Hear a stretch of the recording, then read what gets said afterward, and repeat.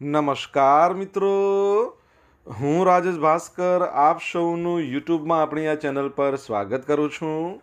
મિત્રો, આજે આપણે તારીખ 24 ડિસેમ્બર 2023ના કેટલાક મોસ્ટ ઇમ્પોર્ટન્ટ કરંટ અફેર અને અગાઉની પરીક્ષામાં પૂછાયેલા કેટલાક ઇમ્પોર્ટન્ટ પ્રશ્નો વિશે ડિટેલમાં ચર્ચા કરીશું, જે આપને આવનારી પરીક્ષા માટે ખૂબ જ ઉપયોગી સાબિત થશે. તો મિત્રો, આપ આ ચર્ચા સાથે જોડાઈ રહેજો અને વિડીયોને પહેલેથી લઈને છેલ્લે સુધી પૂરેપૂરો જોવાનો આગ્રહ રાખજો. તો ચલો મિત્રો, શરૂ કરીએ. શરૂઆત કરતાં પહેલાં જણાવી દઉં કે જો તમારે આપણી આ યુટ્યુબ ચેનલને સબસ્ક્રાઈબ કરવાનું બાકી હોય તો ચેનલને સબસ્ક્રાઈબ કરજો, નોટિફિકેશન બેલ આઇકોનને પ્રેસ કરીને, અને જો તમને વિડીયો પસંદ આવે તો વિડીયોને લાઇક કરજો અને તમારા જેટલા પણ મિત્રો છે આ બધા મિત્રો જોડે આ વિડીયોની લિંકને શેર કરજો. તો શરૂઆત કરીએ. સૌપ્રથમ જોઈશું અગાઉની પરીક્ષામાં પૂછાયેલા બંધારણના પ્રશ્નો, જેના જવાબો તમારે મને કમેન્ટમાં લખીને જણાવવાના છે.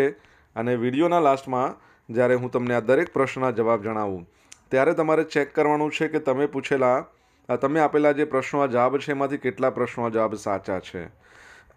ત્યારબાદ શું કરવાનું તમને ખ્યાલ છે કે ડેઇલી જીકે ટેસ્ટમાં આપણે રોજ 10 પ્રશ્નો પૂછીએ છીએ. આ 10માંથી તમારા કેટલા પ્રશ્નોના જવાબ સાચા છે એ પણ કમેન્ટમાં લખવાનું છે. તમને ખબર છે કે આપણે 10 પ્રશ્નો પૂછી રહ્યા છે, તો 10માંથી 5 પ્રશ્નો બંધારણના છે અને બાકીના જે 5 પ્રશ્નો છે એ ભારતની ભૂગોળના છે. તો તમે તમારા આન્સર આપો નીચે કમેન્ટ બોક્સમાં, અને હું આજના કરંટ અફેરનો પ્રથમ પ્રશ્ન છે એની શરૂઆત કરું છું. આજનો પ્રથમ પ્રશ્ન છે, તાજેતરમાં કઈ જગ્યાએ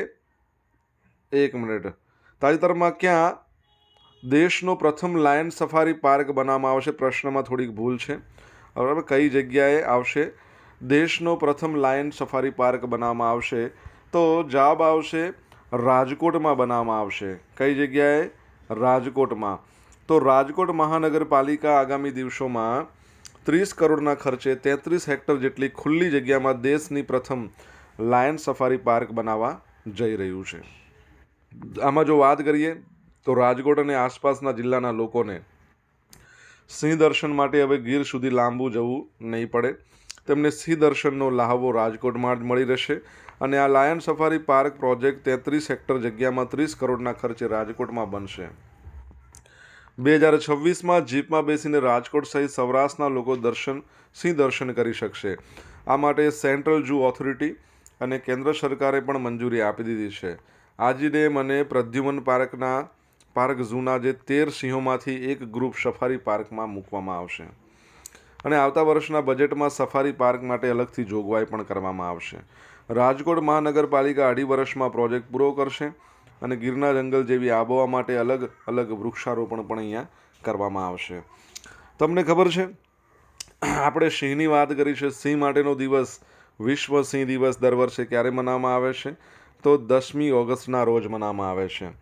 આ ઉપરાંત તમને ખબર છે, આપણે ભણ્યા છીએ કે ગીરમાં સિંહો છે, એમાંથી 40 જેટલા સિંહોને પોરબંદરમાં એક અભયારણ્ય છે ત્યાં એને ટ્રાન્સફર કરવામાં આવશે. તમારે કહેવાનું છે કે અભયારણ્યનું નામ શું છે.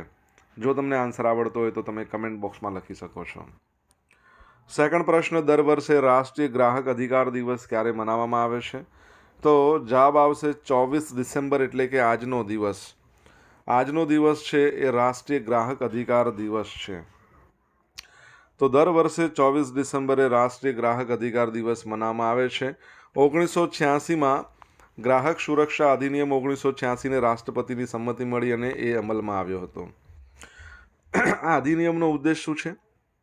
તો ગ્રાહકોને વિવિધ પ્રકારના શોષણ સામે અસરકારક સુરક્ષા પ્રદાન કરવાનો છે, જેમ કે ખામીયુક્ત માલ હોય, સેવાઓમાં ઉણપ હોય, અયોગ્ય વેપાર વ્યવહાર હોય. તો આ બધું છે એ બધા વચ્ચે સુરક્ષા આપવાની છે, એના માટેનો આનો ઉદ્દેશ છે.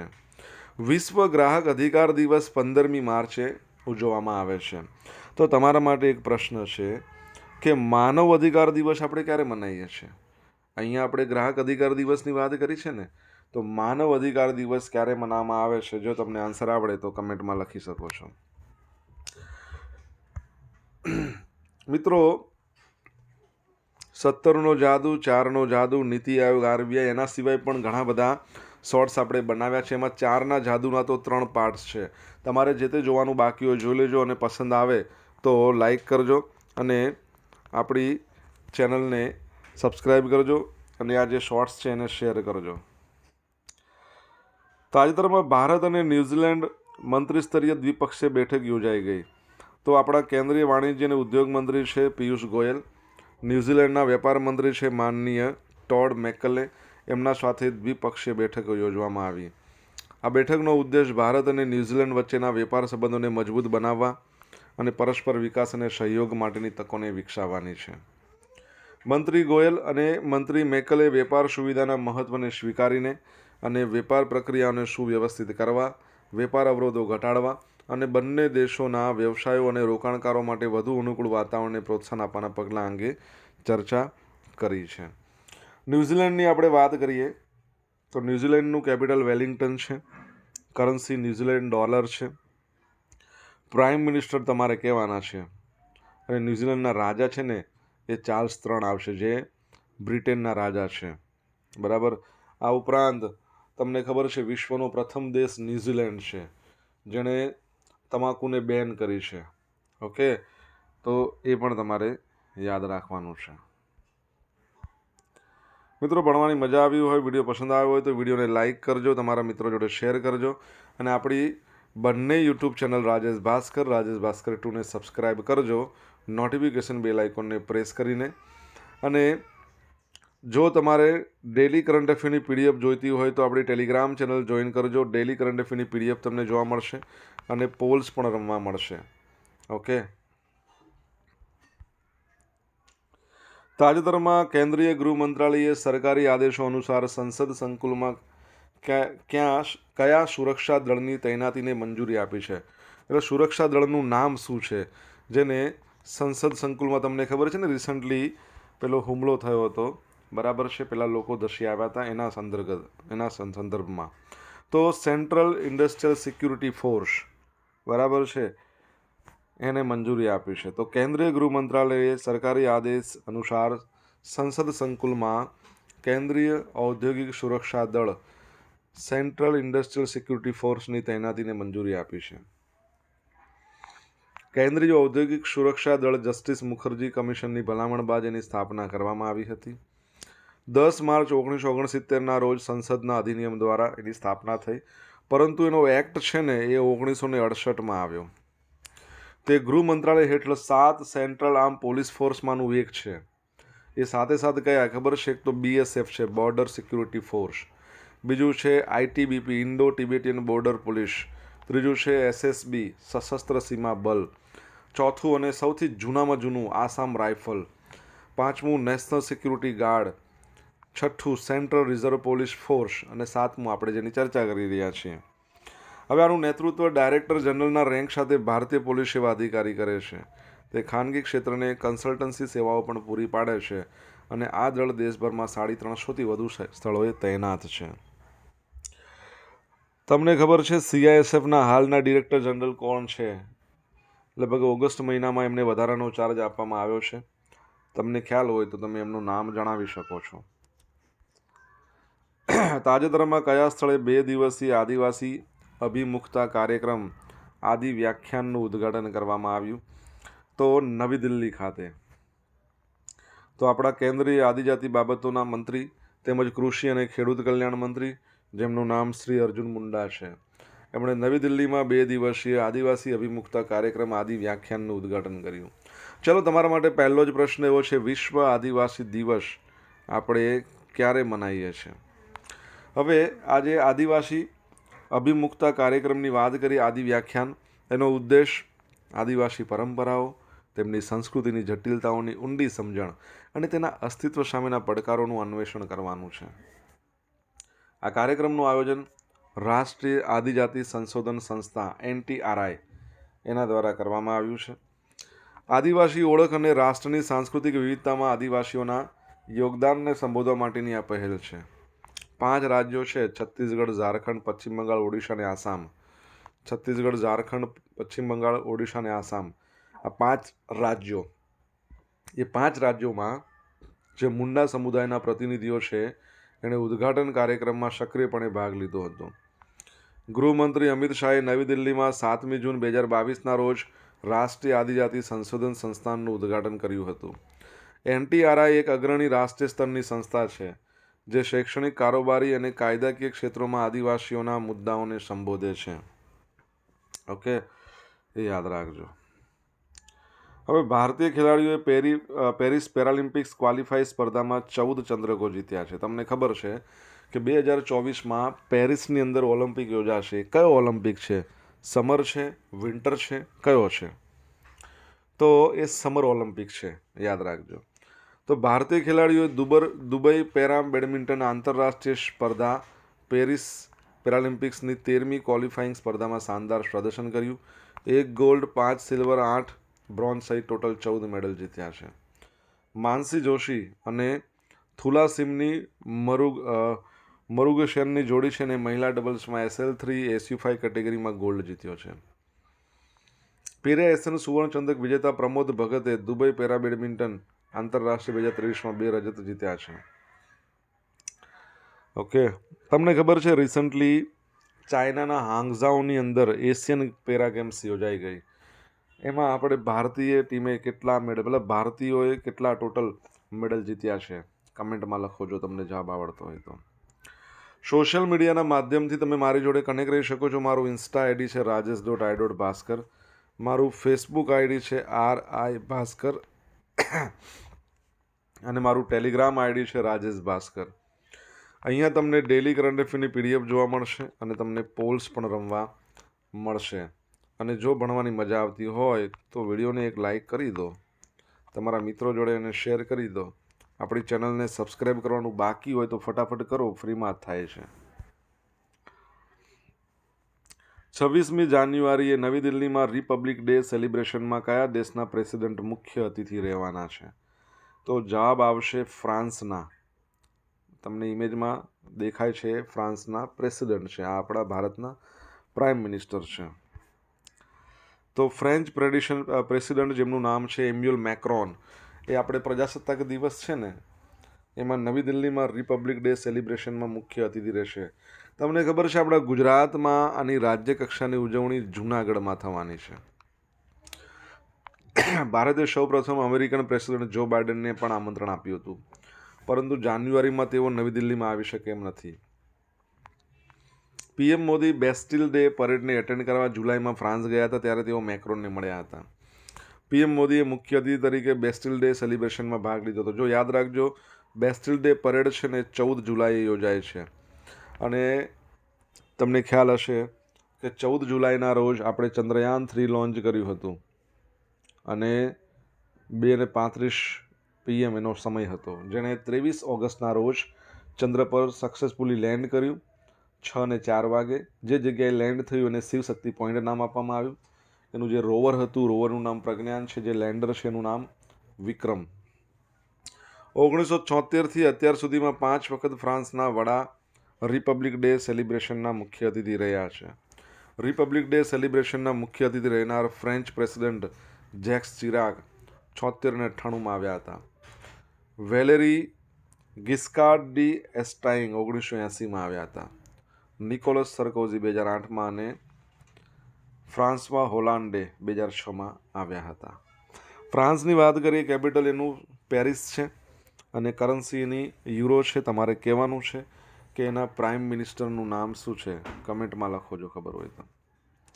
ભારત UNSCમાં 4 વર્ષની મુદત માટે સભ્ય તરીકે ચૂંટાયું છે. તો UNSC એટલે યુનાઇટેડ નેશન્સ સ્ટેટિસ્ટિકલ કમિશન, એમાં 4 વર્ષની મુદત માટે સભ્ય તરીકે ચૂંટાયું છે. આંકડા અને કાર્યક્રમ અમલીકરણ મંત્રાલય માટે ભારત માટે વિવિધ આંતરરાષ્ટ્રીય આંકડાકીય બાબતો પર ભારતનું પ્રતિનિધિત્વ કરે છે. ભારતીય આંકડાકીય વ્યવસ્થાની યોગ્ય માન્યતા સ્વરૂપે ભારતને સંયુક્ત રાષ્ટ્રના આંકડાકીય પંચ એમાં 1 જાન્યુઆરી 2024થી શરૂ થઈને 4 વર્ષની મુદત માટે સભ્ય તરીકે ચૂંટવામાં આવ્યું છે. આની સ્થાપના 1947માં થઈ હતી અને વૈશ્વિક આંકડાકીય પ્રણાલીઓની સર્વોચ્ચ સંસ્થા છે. વિશ્વ આંકડાશાસ્ત્ર દિવસ છે 20 ઓક્ટોબરે મનાવવામાં આવે દર 5 વર્ષે. તે વિશ્વભરના સભ્ય દેશોના મુખ્ય આંકડાશાસ્ત્રીઓને એક સાથે લાવે છે. તમારા માટે પ્રશ્ન, આના ચેર કોણ છે? બરાબર, ચેરપર્સન તમે કહો તો પણ ચાલે.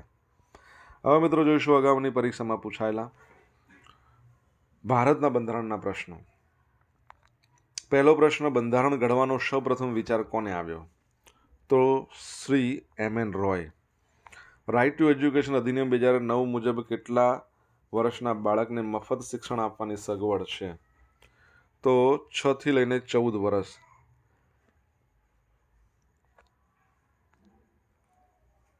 રાઇટ ટુ એજ્યુકેશન એક ભારતના બંધારણના કયા આર્ટિકલ સાથે રચાયેલો છે? તો 21A. 1959માં પંચાયતી રાજની સ્થાપના કયા રાજ્યમાં થઈ? રાજસ્થાન, નાગોરી જિલ્લો. અને તમને ખબર છે 24 એપ્રિલ પંચાયતી રાજ દિવસ. રાઇટ ટુ એજ્યુકેશનનો કાયદો કઈ સાલમાં બનાવવામાં આવ્યો હતો? Right to education 2009. તમને રાઇટ ટુ ઇન્ફોર્મેશન કે તો 2005. હવે મિત્રો જોઈશું અગાઉની પરીક્ષામાં પૂછાયેલા ભારતની ભૂગોળના પ્રશ્નો. પહેલો પ્રશ્ન, નર્મદા નદીમાં આવેલ સાધુ બેટ પર કયા મહાપુરુષની વિશ્વમાં સૌથી ઊંચી પ્રતિમા છે? તો સરદાર વલ્લભભાઈ પટેલ.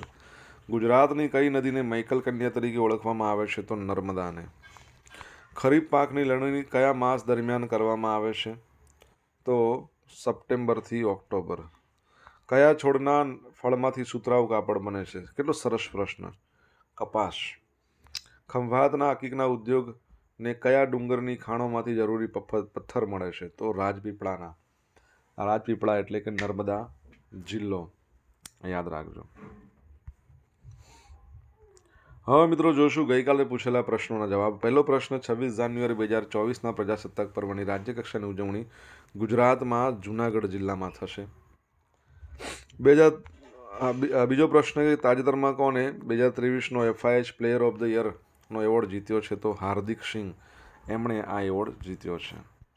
હવે મિત્રો જોઈશું આજે પૂછેલા પ્રશ્નોના જવાબ. પહેલો પ્રશ્ન છે, ગીરના સિંહો છે, ગીર અભયારણ્ય, ગીર નેશનલ પાર્ક, એને બરડા અભયારણ્ય જે ક્યાં આવેલું છે? જે આવેલું છે પોરબંદરમાં. તો ત્યાં બરડા અભયારણ્ય છે, એ બરડા અભયારણ્યમાં મૂકવામાં આવશે 40 જેટલા સિંહોને. માનવ અધિકાર દિવસ દર વર્ષે ક્યારે મનાવવામાં આવે છે? 10મી ડિસેમ્બરના રોજ. ત્રીજો પ્રશ્ન છે કે ન્યૂઝીલેન્ડના પ્રાઇમ મિનિસ્ટરનું નામ શું છે? તો જવાબ શું આવશે? ક્રિસ્ટોફર લક્સન. ચોથો પ્રશ્ન, CISF central industrial security force, એના ડિરેક્ટર જનરલનું નામ શું છે? તો યાદ રાખજો, નીના સિંઘ છે. પાંચમો પ્રશ્ન, વિશ્વ આદિવાસી દિવસ ક્યારે મનાવવામાં આવે છે? 9મી ઓગસ્ટના રોજ. છઠ્ઠો પ્રશ્ન, એશિયન પેરા ગેમ્સ ચીનના હાંગઝાઓમાં યોજાયમાં ભારતીય ટીમે 111 મેડલ્સ જીત્યા છે. સાતમો પ્રશ્ન, ફ્રાન્સ છે, એના પ્રાઇમ મિનિસ્ટરનું નામ શું છે? તો યાદ રાખજો, એલિઝાબેથ બોર્ન. આઠમો પ્રશ્ન, United Nations security council, statistic council, એના જે ચેર છે એ કોણ છે? તો યાદ રાખજો, ગ્રેબ્રિયા વુકોવિચ. ઓકે. અને જો તમને ભણવાની મજા આવતી હોય મિત્રો, તો વિડીયોને એક લાઇક કરો, તમારા મિત્રો જોડે આ વિડીયોને શેર કરો, ચેનલ સબસ્ક્રાઈબ કરવાનું બાકી હોય તો સબસ્ક્રાઈબ કરો, નોટિફિકેશન બેલ આઇકોનને પ્રેસ કરીને. હવે મિત્રો જોઈશું અગાઉની પરીક્ષામાંથી ગઈકાલના કરંટ અફેરમાંથી પૂછેલા કેટલાક ઇમ્પોર્ટન્ટ સવાલો, જેના જવાબો તમારે મને કમેન્ટમાં લખીને જણાવવાના છે. પ્રથમ સવાલ, તાજેતરમાં કયા ગુજરાતી સાહિત્યકારને એમના પ્રબંધ કાવ્ય શૈરેન્દ્રી માટે સાહિત્ય અકાદમી પુરસ્કાર માટે પસંદગી કરવામાં આવી છે 2023ના વર્ષ માટે? સેકન્ડ પ્રશ્ન, તાજેતરમાં યુનેસ્કોએ કયા રાજ્યમાં આવેલા રામબાગ ગેટ અને રેમ્પાર્ટ્સ પ્રોજેક્ટને સર્વોચ્ચ સન્માન ઓર્ડર ઓફ એક્સલન્સ આપ્યો છે? જો તમને જવાબ આવડતો હોય તો તમારે એને કમેન્ટ બોક્સમાં લખીને જણાવવાનું છે. તો મિત્રો આ હતા આજના દિવસના કેટલાક મોસ્ટ ઇમ્પોર્ટન્ટ કરંટ અફેર. સાથે આપણે જોયું છે અગાઉની પરીક્ષામાં પૂછાયેલા કેટલાક ઇમ્પોર્ટન્ટ પ્રશ્નો, એના જવાબોની સાથે. આશા રાખું છું બધાને ભણવાની મજા આવી હશે. જો મજા આવી હોય તો વિડીયોને લાઇક અને શેર અવશ્ય કરજો. અને આપણી બંને યુટ્યુબ ચેનલ રાજેશ ભાસ્કર 2ને સબસ્ક્રાઈબ કરજો, નોટિફિકેશન બેલ આઇકોનને પ્રેસ કરીને. તો મિત્રો, thank you so much for watching this video. Have a nice day. Jai Hind, જય ભારત.